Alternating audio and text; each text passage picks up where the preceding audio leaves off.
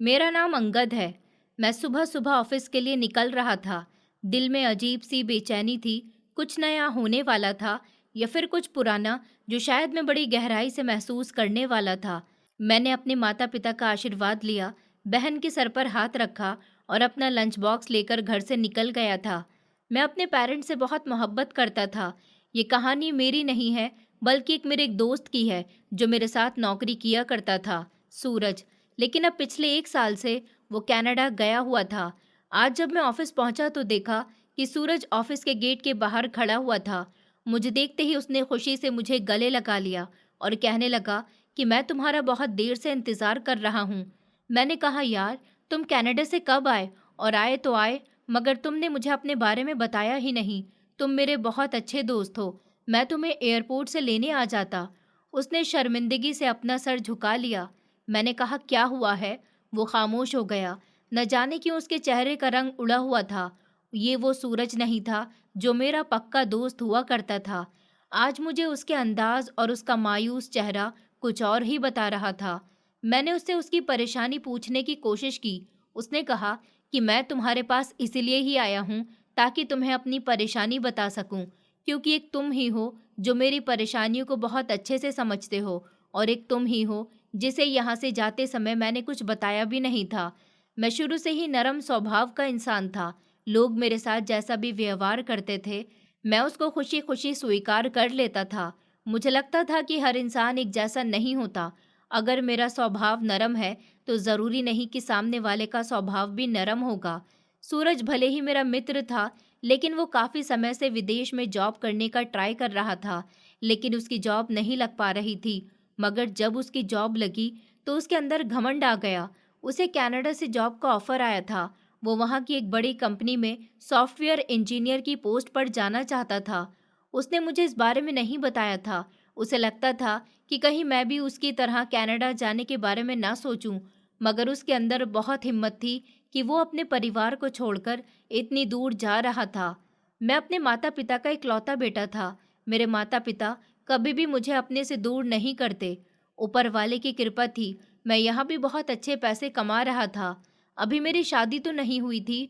मेरे पापा भी थोड़ा बहुत कमा लिया करते थे, वो भी कभी कभी, लेकिन उन पर किसी तरह का कोई प्रेशर नहीं था। मेरी सैलरी से घर का गुजारा आराम से हो जाता था। हालांकि सूरज शादीशुदा था। उसके परिवार में उसका कोई भाई भी नहीं था और पिता भी नहीं थे। वो अपने माता पिता का इकलौता बेटा था। उसके पिता 4 साल पहले स्वर्गवासी हो गए थे। और एक बहन है, वो एक अच्छी औरत थी। सुना था कि किसी स्कूल में टीचिंग करती है और उसकी शादी भी हो गई है। उसकी शादी को 3 साल हुए थे। मैं उसकी शादी में गया था, लेकिन मैं कभी सूरज के घर नहीं गया था, क्योंकि सूरज ने कभी मुझे अपने घर बुलाया ही नहीं था।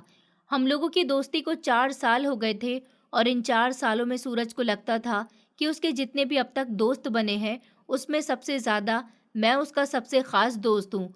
मगर जब उसको कनाडा से जॉब की ऑफ़र आई, तो उसे लगा कि वो मुझे ये बात बता देगा तो मैं उसकी कामयाबी से जल जाऊँगा। इसलिए उसने बिना बताए ही सबसे पहले तो यहाँ की कंपनी से रिज़ाइन किया और उसके बाद अपने डॉक्यूमेंट तैयार करवाए और जल्द ही कनाडा के लिए रवाना हो गया था। उसके बाद काफ़ी समय तक मेरी उससे कोई बातचीत नहीं हो सकी थी, और आज पूरे 1 साल के बाद उसे यहाँ अपनी आंखों के सामने देखकर मैं भी थोड़ा हैरान हुआ था। फिर उसकी कंडीशन भी कुछ अजीब सी थी। ऐसा लग रहा था जैसे उसे कोई बहुत बड़ा सदमा लगा हुआ है। मगर ये सदमा किस बात का था, क्या बात थी, वो अब मुझे बताने वाला था। नौकरी से रिज़ाइन तो वो पहले ही कर चुका था। वो ये बात बहुत अच्छे से जानता था कि मैं अभी भी इसी कंपनी में जॉब कर रहा हूँ। इसीलिए वो मेरा इंतज़ार यहाँ गेट के बाहर ही कर रहा था। हम दोनों एक कैफ़े में जाकर बैठ गए। उसकी खातिर मैंने अपना आज का दिन त्याग दिया था। मैं ऑफिस नहीं गया था, बल्कि उसके चेहरे पर परेशानी और मायूसी देखकर उसे एक कैफ़े में ले गया था। मैंने सोचा, वो भले ही बीच रास्ते में भटक गया था, उसने मुझे गलत समझ लिया था। उसे लगता था कि मैं उसकी तरक्की से जल जाऊंगा, लेकिन ऐसा कुछ नहीं था। मेरे खुद के हालात अच्छे खासे थे, तो फिर मैं उसकी तरक्की से क्यों जलता। वो टेबल पर बैठते ही फूट फूट कर रोने लगा। पहले तो उसने मुझसे माफ़ी मांगी कि उसने मुझे कुछ भी बिना बताए कनाडा जाने का फैसला किया। मैंने उससे कह दिया कि कोई बात नहीं है, मैं तुम्हारी इस बात से निराश नहीं हूँ। इंसान को जहाँ कामयाबी मिलनी चाहिए, उसे वहीं जाना चाहिए।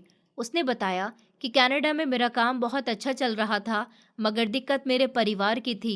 इतना कहकर वो फूट फूट कर रोने लगा।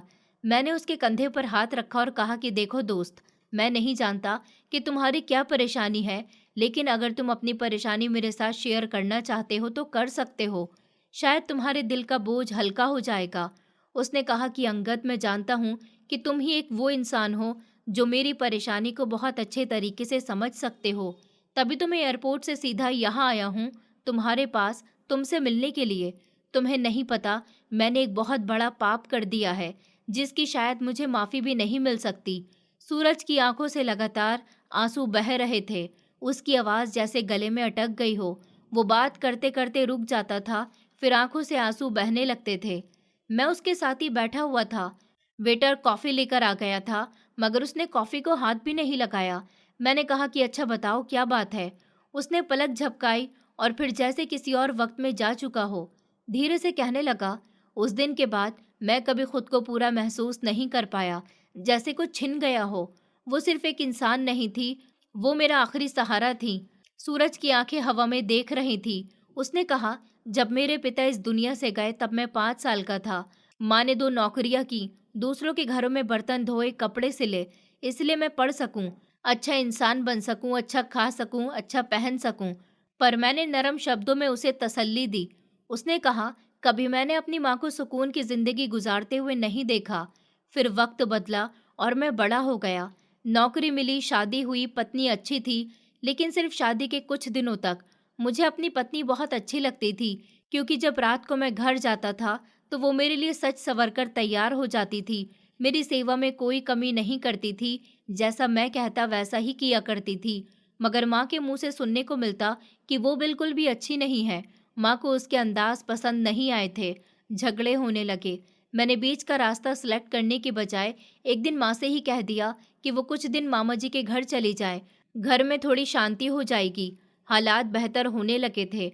हालात बेहतर होने तक वो मामा जी के घर रुकी। इतना कहकर सूरज खामोश हो गया था, जैसे शब्दों की गांठ खोलना उसके लिए मुश्किल हो गया हो। फिर उसने कहा, मैंने उस समय सोचा कि माँ को मामा जी के घर भेजने का फैसला सिर्फ वक्ती तौर पर है, लेकिन मुझे नहीं पता था कि वो वक्ती फैसला मेरी पूरी जिंदगी बन जाएगा। मैंने पूछा, तो फिर क्या तुमने हमेशा हमेशा के लिए अपनी माँ को मामा जी के घर छोड़ दिया? तुमने कभी उनको बुलाने की कोशिश नहीं की? मैंने धीरे से सवाल किया था। मेरा सवाल सुनकर सूरज के चेहरे पर थकन के एक्सप्रेशन आ गए थे, लेकिन शब्द जैसे बरसों से उसके अंदर फंसे हुए थे। उसने कहा कि मैं तो माँ को मामा जी के घर छोड़कर बेफिक्र हो गया था कि वो मामा जी के पास है। इतना कहकर सूरज ने सांस लिया और नज़र नीचे कर ली थी। फिर कहने लगा कि मैं तो ऑफिस में अपने काम में मगन रहता था, मगर मुझे क्या पता था कि घर में क्या होता है। उसने कहा, पत्नी तो घर में सुकून से रह रही थी, मगर फिर मैं विदेश की जॉब के लिए भागने लगा। उसी दौरान मेरी पत्नी प्रेग्नेंट हो गई। जिंदगी जैसे तंग वायर बन गई थी। अस्पताल, रिपोर्ट्स, दवाइयाँ, उन सब के बीच माँ कहीं बहुत पीछे रह गई थी। और एक तरफ नौकरी तलाश करना और विदेश जाने का सपना देखना। वो खामोश हो गया, जैसे कोई नज़ारा उसकी आंखों के सामने लौट आया हो। उसने बताया कि पहले तो मामा जी का फ़ोन आता था। वो कहते थे कि बेटा, तुम्हारी माँ बिल्कुल ठीक है, रोज़ाना सुबह चाय बनाती है, मोहल्ले के बच्चों को ट्यूशन पढ़ाती है, पूजा पाठ करती है। मामा जी की बात सुनकर मैं सुकून का सांस ले लिया करता था कि चलो अच्छा है, माँ खुश है, समझता था सब ठीक है। फिर एक दिन फ़ोन बंद हो गया। कई बार मामा जी को कॉल की, लेकिन कोई जवाब नहीं आया। मैंने सोचा कि शायद गाँव चले गए होंगे। मेरी पत्नी की तबीयत उसकी प्रेगनेंसी के दौरान ख़राब हो रही थी। वक्त मिला ही नहीं कि खुद जाकर माँ को देखता हूँ। इतना कहकर सूरज ने आंखें बंद करके सर झुका लिया और खामोश हो गया। मैं उसकी पूरी बात सुनता रहा। हमारे आसपास कैफे में काफ़ी सारे लोग बैठे हुए थे और बाहर की रोशनी पूरी हो चुकी थी। फिर उसने अपनी आगे की बात कही। माँ को मामा जी के घर रहते हुए 5 महीने गुजर गए। मेरी पत्नी से भी घर का कोई काम नहीं हो रहा था। माँ को देखकर मुझे थोड़ा सुकून मिला। मैंने कहा कि चलो अच्छी बात है, माँ वापस आ गई। अब तो माँ घर का काम कर लेगी और साथ ही मेरी पत्नी को भी संभाल लेगी। मैं तब भी यही नौकरी कर रहा था, लेकिन मेरी कोशिश अभी भी जारी थी कि मेरी नौकरी विदेश में लग जाए और फिर मेरा सपना पूरा हो गया। मेरी कनाडा में नौकरी लग गई। मैं बहुत खुश हुआ था।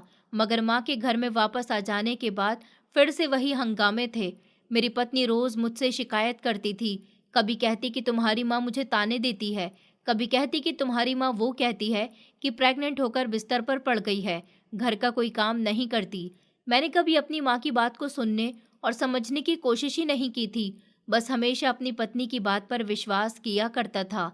एक तो मैं खुश था, दूसरी तरफ मेरी पत्नी के इलाज पर काफ़ी पैसे उठ रहे थे और तीसरी तरफ मैं अपने डॉक्यूमेंट तैयार करवा रहा था कनाडा जाने के लिए। मैं चाहता तो कुछ समय के लिए रुक सकता था। मैं सोच भी रहा था कि जब तक मेरी पत्नी की प्रेगनेंसी का टाइम पूरा नहीं हो जाता, मुझे यहाँ से कनाडा नहीं जाना चाहिए। लेकिन घर की रोज़ रोज़ की चिक-चिक से मैं बहुत तंग आ गया था। इसीलिए मैंने फैसला कर लिया था कि जितनी जल्दी हो सकेगा मैं यहाँ से चला जाऊँगा। वहाँ जाकर अच्छी नौकरी करूँगा, खूब पैसा कमाऊँगा। मेरा वीज़ा भी आ गया था। अब मेरी पत्नी का 7वां महीना चल रहा था। मुझे 2 दिन बाद ही कनाडा के लिए रवाना होना था। उस शाम जब मैं घर में दाखिल हुआ तो मेरी पत्नी और माँ के बीच में बहुत तगड़ी लड़ाई हो रही थी। उन दोनों को झगड़ा करते हुए देखकर मैंने अपना सर पकड़ लिया था। बात सिर्फ इतनी हुई थी कि मेरी माँ ने हम लोगों के लिए खाना तो बनाया था, लेकिन उसमें मेरी पत्नी को मिर्च तेज़ लगी। उसका कहना था कि डॉक्टर ने उसे परहेज़ का खाना बताया है। मेरी माँ ने जानबूझकर उसके खाने में मिर्च तेज़ कर दी है। माँ कह रही थी कि बेटा, अब मेरी उम्र हो गई है, ठीक से दिखाई नहीं देता, ठीक से कोई काम नहीं होता, गलती से मिर्च तेज़ हो गई, मगर इस छोटी सी बात पर तुम्हारी पत्नी ने पूरा घर सर पे उठा लिया है। मुझे गुस्सा आया। दोनों बराबर से बोल रही थी। किसी को भी ये एहसास नहीं था कि मैं थका हुआ ऑफिस से घर आया हूँ। इस घर को चलाने के लिए ही तो मैं कनाडा जा रहा हूँ। मैंने एक तरफ अपनी पत्नी को डांटा और कहा कि मैं तुमसे भी बहुत परेशान हो गया हूँ। मैं परसों कनाडा जा रहा हूँ और मैं तुम्हें तुम्हारी माँ के घर छोड़कर आऊँगा। जब तक मैं वापस नहीं आ जाता, तुम अपनी माँ के घर ही रहोगी। दूसरी तरफ मैंने अपनी माँ को भी डांट लगाई और कहा कि मैं जब तक वापस नहीं आ जाता, आप इस घर में अकेले रहोगी। ये खबर उन दोनों के लिए नई थी। दोनों ही मेरी बात सुनकर हैरान रह गई थी। जिस दिन मेरे कनाडा जाने का टाइम आया, उसी दिन की सुबह एयरपोर्ट जाने से पहले मैं अपनी पत्नी को उसके मायके छोड़कर आया था, उसके सामान के साथ। हालांकि वो रो रही थी और कह रही थी कि ऐसी सिचुएशन में तुम्हें नहीं जाना चाहिए था। मैंने उसकी एक न सुनी और दूसरी तरफ माँ भी बहुत रो रही थी कि बेटा, हमें छोड़कर मत जाओ। मैंने माँ से कहा कि मेरे लिए जाना बहुत ज़रूरी है, मैं तुम लोगों के साथ नहीं रह सकता। मैं तुम लोगों को वहाँ से तुम्हारी ज़रूरत के मुताबिक पैसे भेजता रहूँगा और दोनों ही खामोशी से रहना। स्नेहा अपनी माँ के घर रहती रहेगी और आप इस घर में रहोगी। माँ ने कहा बेटा, मैं यहाँ अकेली कैसे रहूँगी। मैंने कहा मैं बाहर से ताला लगाकर जा रहा हूँ, आपको इस घर में ही रहना है। मैंने मोहल्ले वालों से कह दिया है कि मैं आपको अपने साथ लेकर जा रहा हूँ। माँ कहने लगी कि नहीं बेटा, ऐसा मत करो, मेरे पास ट्यूशन के बच्चे पढ़ने के लिए आते हैं। तुम जानते हो कि मैं अपनी जवानी में टीचर हुआ करती थी, मगर अब जब से तुम्हारी पत्नी से मेरा दिल बेजार हो गया, तब से मैंने बच्चों को दोबारा से ट्यूशन के लिए बुलाना शुरू कर दिया। मेरा उनके साथ मन लगा रहता है। मैंने कहा माँ, मैं नहीं चाहता कि मोहल्ले की औरतों के साथ बैठकर आप फालतू की बातें करो, मेरी पत्नी की बुराई करो और हमारे घर के भेद दूसरों को बताओ। मैं यही चाहूँगा कि आप घर के अंदर बंद रहो। घर में सारा राशन पानी मौजूद है, अपना ख्याल रखना। माँ रोती रह गई।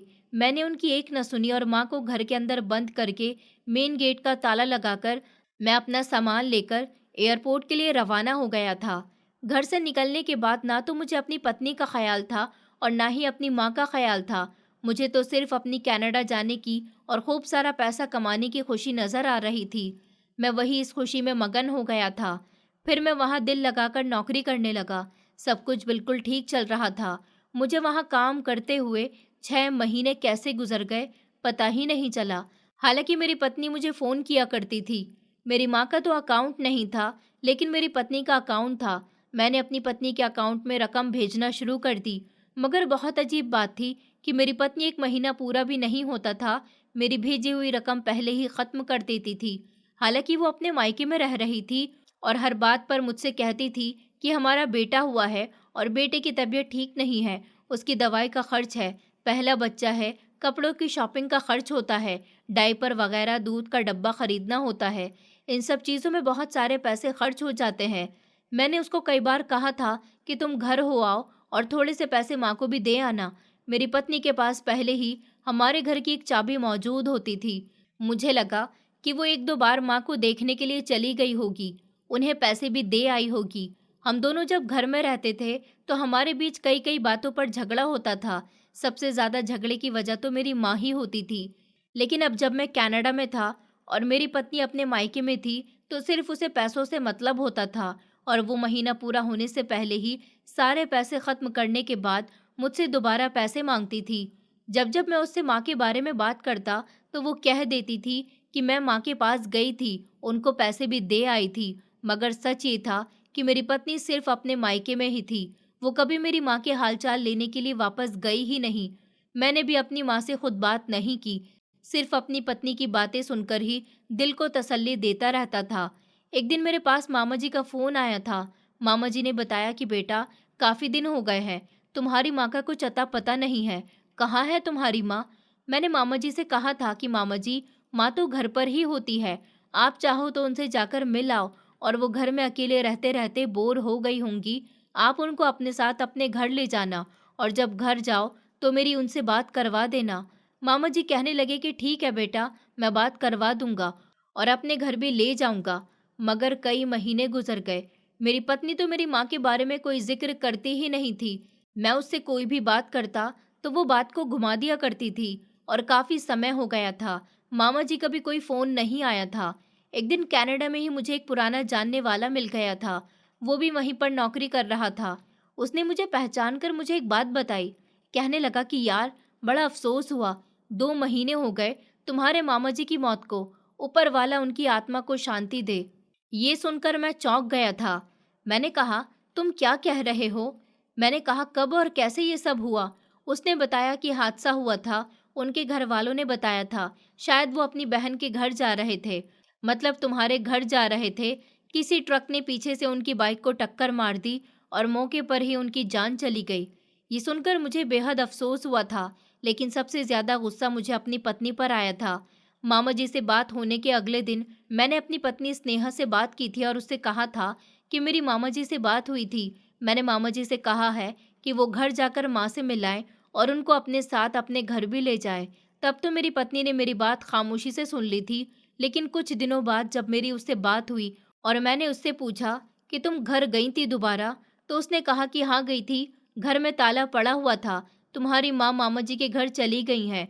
मेरी उनसे बात हो गई थी, मगर जब मामा जी हमारे घर पहुंचे ही नहीं थे, बीच रास्ते में ही उनकी मौत हो गई थी, तो फिर मेरी पत्नी ने झूठ क्यों बोला? माँ का क्या हुआ? वो घर में है या फिर? मेरे दिमाग में ढेर सारे सवाल आने लगे थे। इतना कहकर सूरज रोने लगा। उसकी आवाज़ कांप रही थी। मैं भी उसकी कहानी सुनकर गुम हो गया था। उसने कहा, सिर्फ इतना ही नहीं, बल्कि मेरी पत्नी ने उसके बाद मेरा फ़ोन उठाना ही बंद कर दिया। मुझे अपनी पत्नी के बारे में भी कुछ पता नहीं है।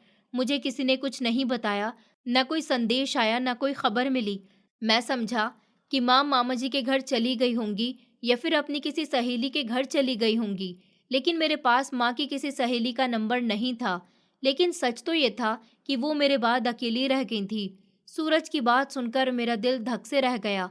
पूरे 1 साल तक एक औरत एक गलतफहमी की बुनियाद पर बर्बाद हो चुकी थी। मैंने कहा, फिर क्या किया तुमने? मैंने उसे हल्की आवाज में पूछा था। उसने कहा, इस रात जब मुझे वो सपना आया, जब सपने में दरवाजा बज रहा था और घर के जिस दरवाजे को मैं ताला लगाकर आया था, इस दरवाजे के पीछे से मुझे आवाज सुनाई दे रही थी कि बेटा, बेटा, मैं घर के अंदर हूँ बेटा, मुझे बचा लो। इसका मतलब साफ साफ यही है कि जिस दिन से मैं अपनी माँ के घर को ताला लगाकर आया था, वो ताला इस तरह से वहां पर लटका रहा और मेरी माँ पूरे 1 साल तक उस घर के अंदर कैद रही। अब मैं नहीं जानता कि मेरी माँ की हालत कैसी है और कैसी नहीं है, मगर गुस्सा मुझे अपनी पत्नी पर आता है, जो मुझे ये तसल्ली देती रही कि माँ से मिलती थी, उनको पैसे भी देती थी। मैं काफी समय से अपनी पत्नी का फोन ट्राई कर रहा हूँ, उसका कोई जवाब नहीं आया। उसके मायके गया तो वहां भी कोई नहीं था, वहां पर भी ताला लगा हुआ था। घर गया, वहां भी ताला उसी तरह से लगा हुआ था जैसे मैंने लगाया था, और उसकी चाबी अभी भी मेरे पास है।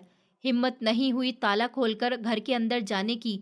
सोचा कि कोई अपना हो जिसे मैं अपनी पूरी कहानी सुना सकूं, कोई ऐसा हो जो मेरी बात सुनने के बाद मेरे साथ चले, मेरी मदद करे। इसीलिए मैं तुम्हारे पास आया। बस जब मुझे मामा जी की मौत की खबर पता चली और उस रात मुझे वो सपना आया, तभी मैंने वहां से वापस आने का फैसला कर लिया। कोई तैयारी नहीं की, बस एक छोटा सा बैग और माँ की वो फोटो जो मेरे पर्स में हमेशा रही थी। रात का प्लेन का सफर मुझे बहुत लंबा लगने लगा था। मैं कल रात ही यहाँ पहुंचा हूँ। मैंने कहा, सूरज, तुम्हें किसी ने तुम्हारी माँ के बारे में कुछ नहीं बताया? उसने कहा, रात को अंधेरा था, गली सुनसान थी, दरवाजे के सामने जाकर खड़ा हुआ, मेरी हिम्मत टूट गई। पूरा 1 साल गुजर चुका था, पर वही ताला वैसा का वैसा ही लगा हुआ था, उस पर धूल जम चुकी थी। पड़ोस के दरवाजे बंद थे, कोई हरकत नहीं थी। मैं कुछ मिनट वहां खड़ा रहा और फिर वापस पलट आया, सीधा मंदिर गया, वहां जाकर बहुत रोया। याद आई, मुझे कुछ और नहीं सूझ रहा था। सूरज खामोश हो गया। मैंने कहा, सूरज, अब क्या करना है? अब अपने घर का बंद दरवाजा खोल दो, उसे खोलने की कोशिश करो। उसने कहा, दरवाजा खोलने की मुझ में हिम्मत नहीं है। मैंने कहा, दरवाजा तो तुम्हें खोलना पड़ेगा, देखना होगा कि वहां तुम्हारी माँ मौजूद है या नहीं। इतने में ही उसने मेरे चेहरे की तरफ देखा और रोती हुई आंखों से कहने लगा, अगर माँ वहां मौजूद हुई तो क्या मैं उनकी ऐसी हालत देख सकूंगा जो उस बंद घर के अंदर हुई होगी? उसकी बात सुनकर मैं भी खामोश हो गया था। मैंने दोबारा से उससे बात की और कहा, तुमने इस बारे में किसी और को बताया? उसने कहा कि नहीं, अभी तक तो मैंने कुछ नहीं किया। अब सोच रहा हूँ कि एफआईआर दर्ज करवा देता हूँ, मगर डर लग रहा है, अगर कुछ बुरा हो गया तो मुझ पर ही इल्जाम आ जाएगा। मेरा दिल तो यही कहता है कि माँ कहीं नहीं गई, न किसी ने उन्हें संभाला, वो वहीं पर अकेली रही होंगी। सूरज की बातों में बहुत मायूसी थी। उसने गलती तो की थी, लेकिन वो खुद को सजा का हकदार भी समझ रहा था। एक तरफ वो अपनी पत्नी की तरफ से परेशान था, तो दूसरी तरफ माँ के साथ जो उसने गलती की थी, उसकी वजह से बहुत पछता रहा था। मैंने उससे कहा कि चलो तुम्हारी पत्नी को ढूंढते हैं। वो हैरान रह गया और कहने लगा कि कहाँ ढूंढूंगा मैं उसे यहाँ? मैं सुबह उसके मायके गया था, वहां पर ताला लगा हुआ था। आसपास के लोगों से मैंने कुछ भी नहीं पूछा। मैंने कहा, तो फिर तुम अपनी पत्नी को तलाश करो, उसके पास तुम्हारा बच्चा है जिसे अभी तक तुमने देखा भी नहीं है, और तुम्हारी पत्नी भला बीच मझधार में छोड़कर तुम्हें ऐसे कैसे जा सकती है? तुम्हारी पत्नी मिल जाएगी तो उससे वजह तलाश करो कि आखिर वो क्यों तुम्हारी माँ से नहीं मिली। सूरज के अंदर हिम्मत तो नहीं थी, लेकिन मैंने उसे तसल्ली दी और कहा कि मैं तुम्हारे साथ हूँ, तुम्हें परवाह करने की जरूरत नहीं है। मैं सूरज को लेकर उसकी पत्नी के मायके पहुंच गया था। वहां जाकर हमने आसपास के लोगों से पता किया कि स्नेहा के परिवार वाले कहाँ गए हैं। उन लोगों ने बताया कि स्नेहा ने दूसरी शादी कर ली है। ये सुनकर सूरज हैरान रह गया कि उसकी पत्नी की उससे पिछले महीने तो बात ही हुई थी। पड़ोसी ने बताया कि हाँ हाँ, पिछले महीने तक तो ये लोग यहीं पर रहते थे, लेकिन उसके बाद घर बेचकर कहाँ गायब हो गए, हमें कुछ नहीं पता। मगर हमें तो ये पता चला था कि स्नेहा के पति ने उसे छोड़ दिया है। वो उसे छोड़कर कनाडा चला गया और स्नेहा पिछले 1 साल से अपने माता पिता के साथ रह रही थी। वो लोग तो गरीब थे, मगर ना जाने कहाँ से उन लोगों के पास बड़े पैसे आ रहे थे। उन्होंने इस घर को बेचने का फैसला कर लिया, लेकिन घर बेचने से पहले उन्होंने सबसे पहले स्नेहा की शादी एक लड़के से करवाई थी। वो लड़का यहाँ बहुत आता जाता था, स्नेहा से मिलता था। सुना था स्नेहा की उसके पुराने पति के साथ डाइवोर्स हो गई, इसलिए उसने दूसरी शादी कर ली। ये सुनकर सूरज को एक जोरदार झटका लगा था। उसे ये यकीन हो गया था कि उसकी पत्नी ने उसके साथ बेवफाई की है। वो रोने लगा। फिर उसने कांपती हुई आवाज में पड़ोस की उस औरत से सवाल किया कि स्नेहा के पास एक बच्चा भी था। वो बच्चा? उन्होंने कहा कि हाँ, स्नेहा के बच्चा हुआ था, मगर सुना था कि बच्चा तो जन्म के फौरन बाद ही मर गया था। ये सुनकर सूरज फूट फूट कर रोने लगा। उस औरत ने कहा, आप लोग क्या स्नेहा के रिश्तेदार हो? लेकिन जब हमने उन्हें बताया कि सूरज स्नेहा का पहला पति है, तो ये सुनकर वो औरत बहुत हैरान हुई थी। फिर उसने जाते जाते हमें एक काम की बात बताई। स्नेहा और उसके परिवार वाले बहुत चालाक लोग हैं। यकीनन उन लोगों के पास जो पैसा 1 साल से आ रहा था, वो हो सकता है तुम्हारी ही कमाई हो, क्योंकि हमने उनको पूरी बात बता दी थी कि स्नेहा ने झूठ बोला है। सूरज ने स्नेहा को कोई डिवोर्स नहीं दी थी, बल्कि वो तो उसे उसके मायके में छोड़ गया था। साथ ही पड़ोसन ने ये भी बताया कि स्नेहा और उसके परिवार वाले बहुत चालाक लोग हैं। यकीनन स्नेहा को तुमसे ज्यादा कोई और अमीर लड़का मिल गया होगा, इसलिए तो उसने तुम्हें छोड़कर दूसरी शादी कर ली। सच में स्नेहा बहुत चालाक लड़की थी। सूरज बहुत ज्यादा उदास हो गया था। फिर हम दोनों चलते चलते सड़क के किनारे बनी मुंडेर पर बैठ गए थे। मैंने उसके चेहरे की तरफ देखा। ऐसा लगा जैसे उस जैसा लाचार इंसान मैंने अपनी पूरी जिंदगी में कहीं नहीं देखा हो। सारी दुनिया की थकन और मायूसी उसके चेहरे पर नजर आ रही थी।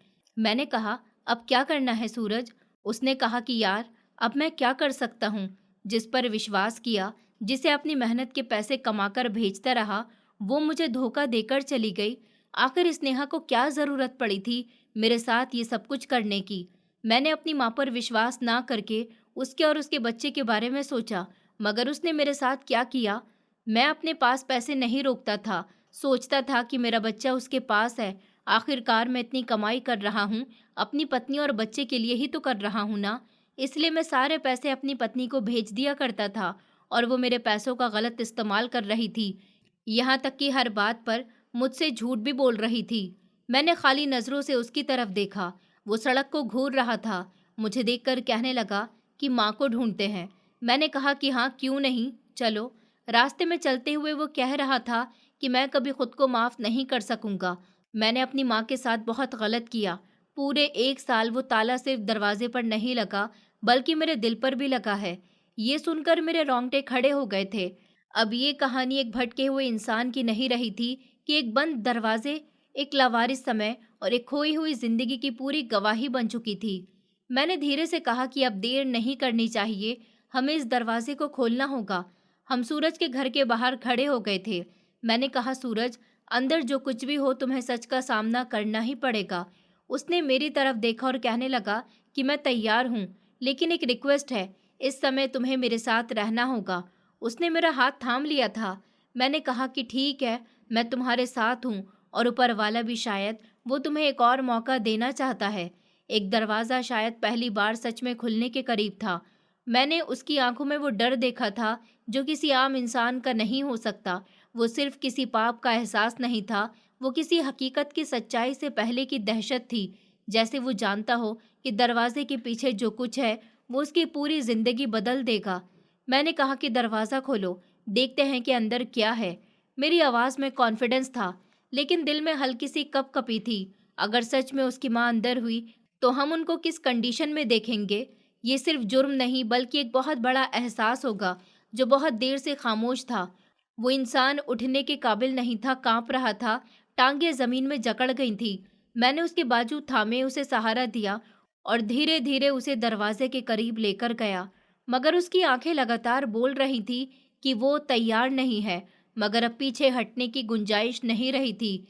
दरवाज़ा खोलने से पहले फिर से अपना हाथ रोक लिया और उसका चेहरा शर्मिंदगी से सफ़ेद हो रहा था। मेरी पत्नी बार-बार बेटे की बीमारी का कह कहकर और उसकी ज़रूरतों का कहकर मुझसे पैसे लेती रही और मैं अपनी माँ को भूल गया और अब किस्मत ने मुझे भी वैसे ही तोड़ दिया है। मेरे पास कुछ नहीं रहा। मैं कनाडा से नौकरी छोड़कर आ गया, यहाँ की भी नौकरी छोड़ दी थी। मेरी पत्नी मेरी सारी जमा पूंजी ले गई। मेरा बेटा नहीं रहा, पत्नी नहीं रही, अब सिर्फ ये घर है। पता नहीं ये घर खाली है या माँ की आवाज़ों से भरा हुआ है। उसने फिर से अपने हाथ में चाबी को देखा।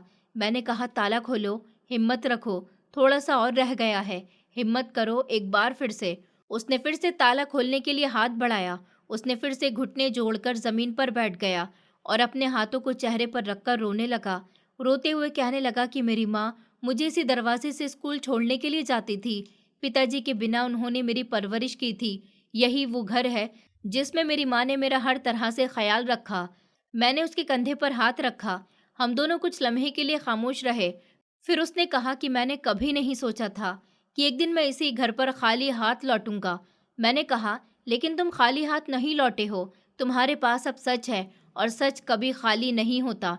उसने सर हिलाया, कहने लगा कि बस प्रार्थना करो दरवाज़ा अभी खुला और जो भी सच हो मैं उसे सहने के काबिल हो जाऊं। सूरज से जिंदगी ने बहुत कुछ छीन लिया था। शायद ये सब कुछ उसकी लापरवाही का नतीजा था। विदेश जाने की खुशी, पत्नी पर विश्वास करने का भरम और माँ को लाचार छोड़ देने की गलती। गली सुनसान थी, आसपास के लोग आ जा रहे थे। कुछ लोग अपने घरों से बाहर निकले और उन्होंने फौरन सूरज को पहचान लिया। कहने लगे कि बेटा तुम आ गए, कहाँ है तुम्हारी माँ? सूरज शर्मिंदा हुआ क्योंकि उसने जाने से पहले लोगों को बताया था कि वो अपनी माँ और पत्नी को साथ लेकर जा रहा है, मगर वापस क्यों नहीं लाया था? पत्नी के बारे में तो लोगों को पता चल गया था कि वो इसी शहर में है, मगर माँ कहाँ थी? मोहल्ले वालों ने उससे सवाल किया तो वो खामोश रहा, शर्मिंदा रहा।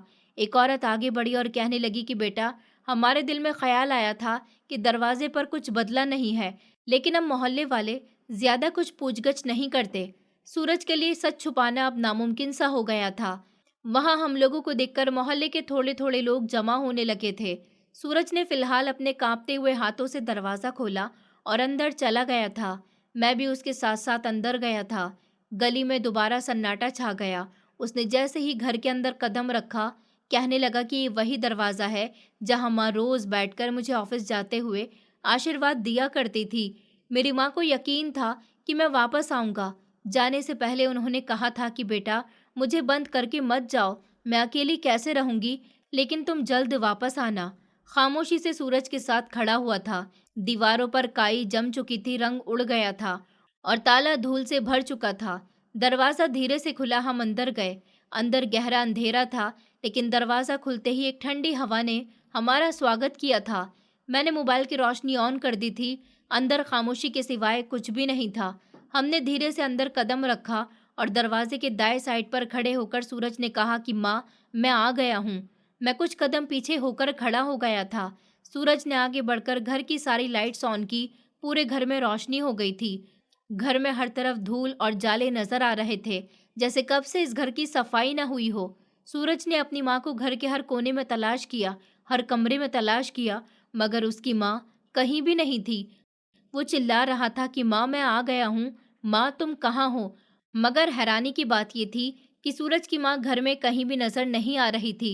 हमारी सोच के मुताबिक भले ही सूरज की माँ की मौत हो गई होगी, क्योंकि 1 साल तक इस बंद घर में कोई भी जिंदा नहीं रह सकता था, तो फिर सूरज की माँ की लाश कहाँ गई।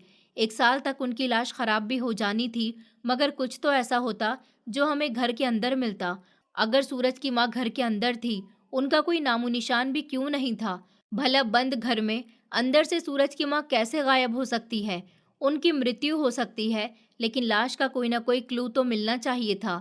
सूरज फूट फूट कर रोने लगा, चिल्ला चिल्ला कर अपनी माँ को आवाज लगाने लगा, मगर कहीं से भी उसकी माँ का कोई सुराग नहीं मिल रहा था। मोहल्ले के लोगों को भी उसकी माँ के बारे में कुछ पता नहीं था। एक एक करके सारे मोहल्ले वाले घर के अंदर जमा हो गए थे। जब सूरज ने उन्हें बताया कि मैं अपनी माँ को अपने साथ लेकर नहीं गया था, बल्कि उन्हें इस घर के अंदर ताले में बंद करके चला गया था, मोहल्ले के लोगों ने कहा, हम तो यही समझते रहे कि तुम अपनी माँ को अपने साथ ले गए हो, इसलिए हमने उनके बारे में कोई भी जानकारी निकालने की कोशिश नहीं की। लेकिन अगर हमें पता होता कि सुमित्रा जी घर के अंदर मौजूद है, तो हम कुछ भी करके सुमित्रा जी को घर से बाहर निकाल लेते। मैंने कहा, क्या आप लोगों ने यहाँ किसी को आते जाते देखा? क्या आप में से किसी को लगा कि कोई घर के दरवाजे पर आया था, छत से कूद कर आया था? मगर किसी को कुछ भी पता नहीं था। छत से भी घर के अंदर कोई दाखिल नहीं हो सकता था, क्योंकि छत का दरवाजा भी लॉक था और उस पर भी ताला लगा हुआ था। हम लोग बहुत ज्यादा परेशान हो गए थे। समझ नहीं आ रहा था कि सूरज की माँ मर गई या फिर गायब हो गई, और अगर गायब हो गई तो फिर कहाँ गायब हो गई। भला ये घर अब एक रहस्यमय घर बन गया था। एक जीती जागती औरत इस घर से कैसे गायब हो सकती थी? अगर वो मर गई थी, तो फिर उसके शरीर के टुकड़े कहाँ थे? हम लोग बहुत परेशान हो गए थे। मैंने सूरज को संभाला और उसे सुझाव दिया कि हमें पुलिस के पास जाना चाहिए। हमने पुलिस को फोन कर दिया था। पुलिस वाले जब वहां पहुंचे तो उनको पूरी बात बताई गई। पुलिस वाले भी हैरान रह गए थे कि 1 साल तक घर में बंद रहने वाली औरत कहाँ गई। अगर वो इस घर में मर गई है, तो फिर यकीनन उनकी लाश सड़ी होगी, और लाश सड़ती है तो मोहल्ले वालों तक बदबू भी पहुंचती। मगर इस घर में तो बदबू का दूर दूर तक भी पता नहीं था। पुलिस वालों ने अपनी इन्वेस्टिगेशन शुरू कर दी थी। सूरज की माँ अगर जिंदा थी तो वो कहाँ थी, और अगर मर गई थी तो फिर कहाँ गई? ये सवाल हमारे ही जुबान पर नहीं, बल्कि हर किसी की जुबान पर था। एक गुत्थी जिसे हम सुलझाने के लिए आए थे, वो तो उलझ गई थी। पूरा दिन मुझे सूरज के साथ हो गया था। फिर 2-3 दिन इसी तरह से गुजर गए। सूरज दिन रात रोता रहता था, मैं उसे संभालता रहता था। मैं भी अपने घर का इकलौता बेटा था, अपनी नौकरी की ज्यादा छुट्टियां नहीं कर सकता था और अपने घर वालों से भी दूर नहीं रह सकता था।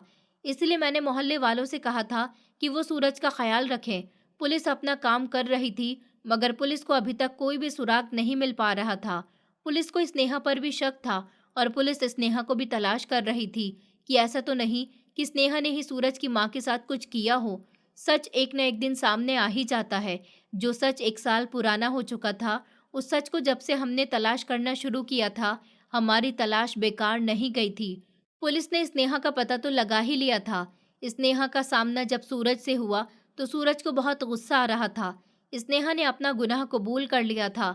उसका कहना था कि तुम मुझे प्रेगनेंसी की कंडीशन में छोड़कर कनाडा चले गए थे। मैं इस बात से नाराज़ थी और मैंने सोच लिया था कि मैं आइंदा तुम्हारे साथ कभी नहीं रहूंगी। मगर मुझे ये नहीं पता था कि तुमने अपनी माँ को घर में बंद कर दिया है। उसने कहा कि जब तुम मुझे हर महीने पैसे भेजते रहे, तो मैं इन पैसों को जोड़ती रही और जल्द ही हमने दूसरे शहर जाने का बंदोबस्त कर लिया। मेरी प्रेगनेंसी में कुछ कॉम्प्लिकेशंस हो गई थी, इसलिए जन्म के समय बच्चा नहीं बच सका और मैंने इस बात का फ़ायदा उठाया। मैं बच्चे का कह कहकर तुमसे जल्दी जल्दी पैसे वसूलती रही और फिर मैं अमन नाम के एक लड़के से मोहब्बत करने लगी। उसने कहा कि वो मुझसे शादी कर लेगा। तुमसे अच्छे खासे पैसे वसूलने के बाद मैंने अमन से शादी कर ली और वो मोहल्ला छोड़ दिया। मगर मैं तुम्हारी माँ के पास कभी नहीं गई। मुझे तुम्हारी माँ के बारे में कुछ नहीं पता। हाँ, मैं तुमसे झूठ बोलती रही थी कि मैं तुम्हारी माँ से मिलती हूँ, उनको पैसे भी देती हूँ। लेकिन जिस दिन से तुम मुझे मेरे मायके छोड़ कर आए थे, मैं दोबारा उस बुढ़िया से मिलने कभी नहीं गई। मुझे तुम्हारी माँ पहले ही पसंद नहीं थी और ना ही मैं तुम्हारे घर वापस जाना चाहती थी। मैंने तो अपने दिमाग में पहले ही प्लानिंग कर ली थी कि मैं तुमसे बदला लेकर ही रहूंगी। मुझे प्रेगनेंसी के टाइम पर अकेला छोड़कर चले गए। तुमने कनाडा जाने की पूरी प्लानिंग कर ली थी, लेकिन जाने से 2 दिन पहले मुझे बताया। सूरज कहने लगा कि मैंने तुम्हारे साथ ही नहीं, बल्कि मैंने अपनी माँ के साथ भी गलत किया। तुम्हें तो मैं तुम्हारे घर वालों के हवाले कर कर गया था, लेकिन अपनी माँ को तो अकेला छोड़ कर गया था। इतना कहकर वो अपना सर पकड़कर फूट फूट कर रोने लगा था। स्नेहा को पुलिस ने धोखाधड़ी के आरोप में अरेस्ट कर लिया था, लेकिन कुछ समय के बाद ही वो जमानत पर छूट गई थी। लेकिन सूरज की माँ के बारे में अभी भी कुछ पता नहीं चल पा रहा था। कई दिन इसी तरह से गुजर गए थे। मैं ऑफिस में था जब अचानक मेरे मोबाइल की घंटी बजने लगी। मैंने जैसे ही स्क्रीन की तरफ देखा तो सूरज का फ़ोन आया था। मैंने फ़ौरन फ़ोन रिसीव किया। सूरज ने बताया कि जल्दी अस्पताल पहुंचो। मैं उसके बताए हुए अस्पताल पहुंचा तो एक नई हकीकत मेरे सामने आई थी। सूरज के माथे पर पट्टी बंधी हुई थी और एक औरत सूरज के बिल्कुल करीब बैठी हुई थी। अधेड़ उम्र की औरत। सूरज ने मुझे देखकर कहा, भाई देखो, ये औरत मेरी माँ है। सूरज के मुंह से ये शब्द सुनकर मेरी आंखें फटी की फटी रह गई थी। मैंने ध्यान से सूरज और उस औरत की तरफ देखा जो बिल्कुल सही सलामत थी, लेकिन सूरज के सर पर पट्टी बंधी हुई थी। सूरज ने कहा, तुमने मेरी बहुत मदद की है अंगद। मेरी माँ मुझे मिल गई। मैं यह हकीकत जानना चाहता था कि उसकी माँ कैसे मिली। ये सब कुछ सूरज की माँ ने अपनी जुबानी मुझे सुनाया। दरअसल हुआ कुछ ऐसा था कि जब आज सुबह सूरज हर दिन की तरह अपनी माँ को तलाश करने के लिए कहीं न कहीं फिर रहा था, आज भी जब वो हाईवे के रास्ते पर जा रहा था, तब अचानक एक गाड़ी से उसका एक्सीडेंट हो गया। क्योंकि उसकी आंखों में उसकी माँ की यादें थीं और वो उन्हीं यादों को लेकर अपनी माँ को तलाश कर रहा था। जब उसकी जोरदार गाड़ी से टक्कर हुई, तब उसने देखा कि उसकी आंखों के सामने अंधेरा छा रहा है, उसके सर से खून बह रहा है और वो जमीन पर बेसुध गिर गया। लेकिन एक औरत जिसने उसे संभाला और उसे अस्पताल तक लेकर पहुंची, बेहोश होने से पहले उसने देखा था कि वो औरत कोई और नहीं, उसकी माँ है। वो अपने आप को होश में रखने की कोशिश कर रहा था। धीरे धीरे माँ माँ पुकार रहा था, लेकिन उसकी आंखें बंद हो रही थी। फिर जब अस्पताल के बिस्तर पर पहुंचा तो इलाज के बाद उसको होश आया तो उसने देखा कि उसकी आंखों के सामने सच में उसकी माँ बैठी हुई है। उसे यकीन नहीं आ रहा था, मगर जब उसने अपनी माँ से बात करने की कोशिश की और यकीन करने की कोशिश की कि सच में ये औरत उसकी माँ है या फिर कोई और है, तो उसकी माँ ने बताया कि मैं ही तुम्हारी माँ हूँ बेटा। ये सब सुनकर वो खुशी से खिल उठा था। वो बिल्कुल ठीक हो गया था और अपनी माँ से फौरन माफ़ी मांगने लगा और कहने लगा कि माँ, तुम कहाँ चली गई थी? मैंने तुम्हें बहुत तलाश किया।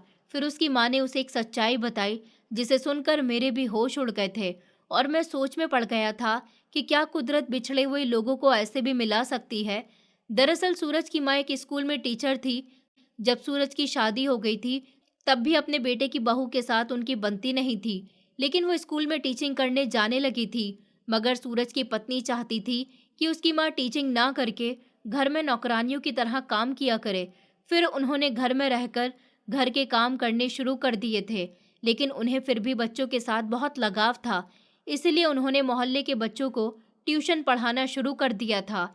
हर दिन सुबह सवेरे वो अपने ही मोहल्ले के बच्चों को, जो उनके पास ट्यूशन पढ़ने के लिए आते थे, उनको स्कूल जाते हुए देखती थी और उन बच्चों को रोज ही एक नई सीख दिया करती थी।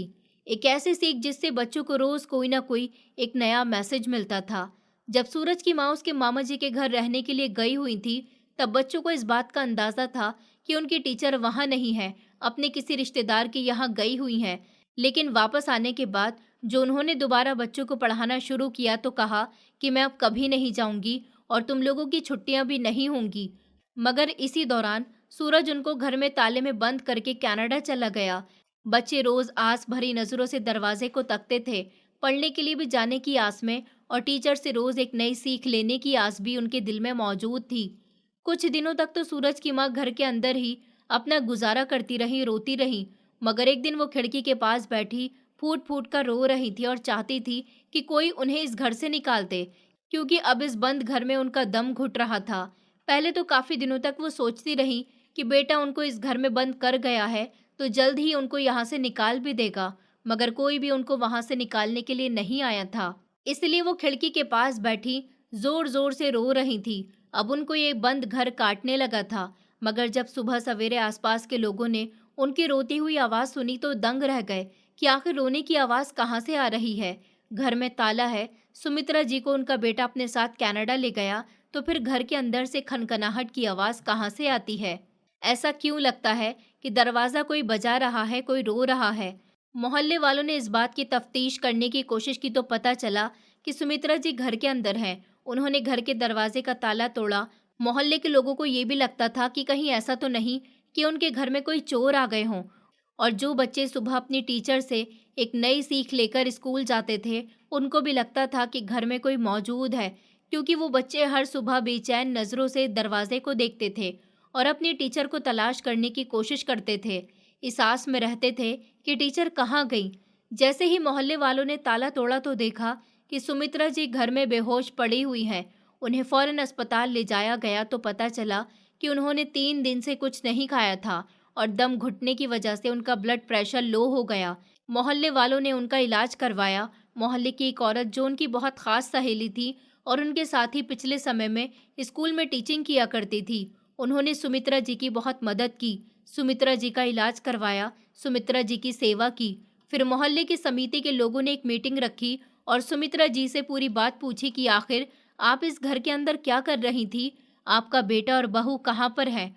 उन्होंने मोहल्ले के लोगों को पूरी बात बताई और कहा कि अब मेरी जान भले ही बच गई है, मगर मेरा बेटा मुझे अकेला छोड़कर चला गया था, घर के अंदर बंद करके।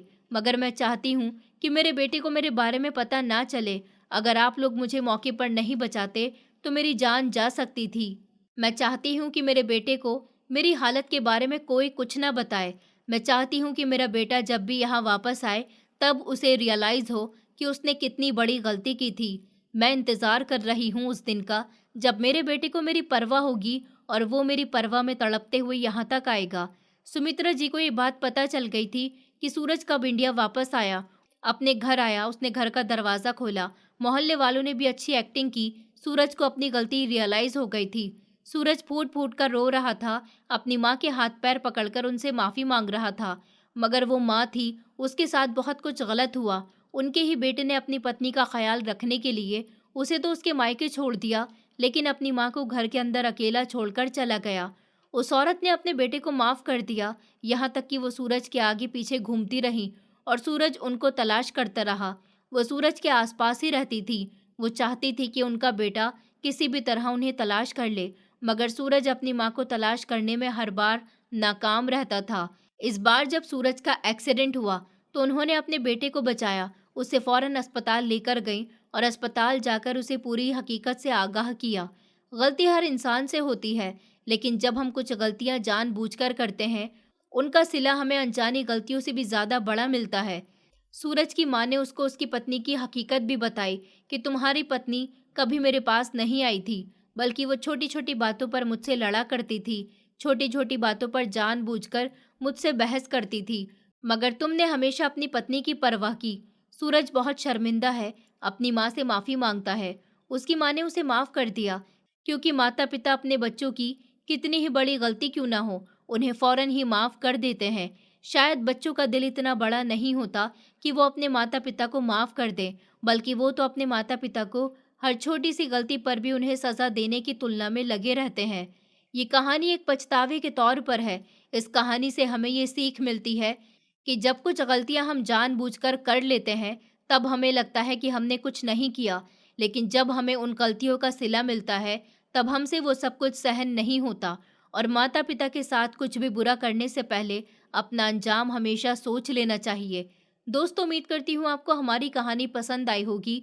कहानी पसंद आई है तो वीडियो को लाइक करें, चैनल पर नए हैं तो चैनल को सब्सक्राइब करें और हाँ, नोटिफिकेशन बेल को ज़रूर दबाएं ताकि अगली अपडेट सबसे पहले आपको मिले।